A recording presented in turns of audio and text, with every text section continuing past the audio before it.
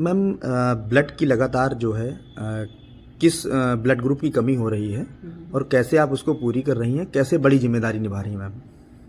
देखिए ये हमारा डिपार्टमेंट ऑफ ट्रांसफ्यूजन मेडिसिन इस देश का सबसे बड़ा ब्लड बैंक है और इसमें अंदाज से अप्रॉक्सीमेटली 4000 यूनिट का स्टॉक रहता है। आजकल थोड़ा स्टॉक कम हो गया है, स्पेशली ए पॉजिटिव और AB पॉजिटिव ब्लड ग्रुप की कमी काफ़ी हो गई है।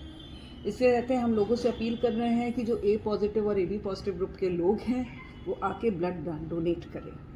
देखिए एक नॉर्मल थिंकिंग होती है लोगों की कि जब कभी मेरे किसी जानने वालों की ज़रूरत होगी, जो रक्तदाता होते हैं दो तरह के होते हैं, एक स्वैच्छिक रक्तदाता होते हैं जो रेगुलर ब्लड डोनेट करते हैं और एक होते हैं जिन्होंने कभी डोनेशन नहीं किया होता है। जो रेगुलरली डोनेट करते हैं उसमें बहुत सारे लोग ये सोचते हैं कि जब कभी ज़रूरत होगी या कभी होगा तब मैं जाकर डोनेट करूँगा।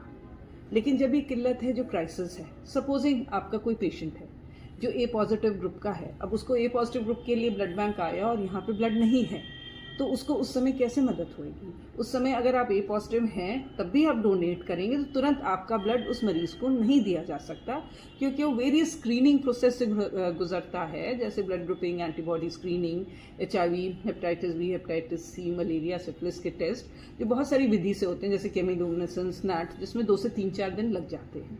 तो उस समय आपका ब्लड उस मरीज़ को नहीं मिल सकता है। तो इसलिए ज़रूरी आप आइए, इन ग्रुप के लोग आइए, ब्लड दीजिए और आपका ब्लड जिस वक्त जिसको ज़रूरत होगी उसको मिल जाएगा, क्योंकि जब स्क्रीन होके निकलेगा तो ये मत सोचिए कि मैं जब ज़रूरत होगी मैं से किसी वाले को तभी ढूंढूंगा तो उसे मिल जाएगा, तब भी उसको नहीं मिल पाएगा। चाहे आप देंगे तब भी शायद ना मिल पाए। तो इसीलिए ज़रूरी है कि इस ग्रुप के लोग आएँ और स्वेच्छा से इस समय मिल के रक्तदान करें।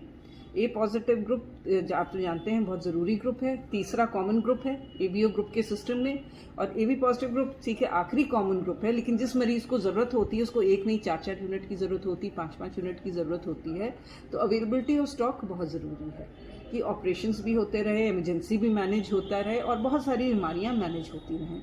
उसके साथ उसके प्लेटलेट्स और प्लाज्मा की भी अवेलेबिलिटी साथ में संबद्ध है।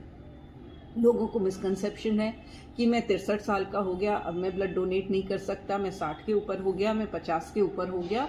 देखिए जो रूल्स हैं, 18 के ऊपर आप ब्लड डोनेट कर सकते हैं और आपके ज़िंदगी में आपने कभी एक बार भी ब्लड डोनेट किया है तो आप 65 तक बिल्कुल ही आराम से ब्लड डोनेट कर सकते हैं अगर आप फिट हैं। बहुत अच्छी। जिसने आपने कभी ब्लड डोनेट नहीं किया उसके लिए अपर एज लिमिट 60 है।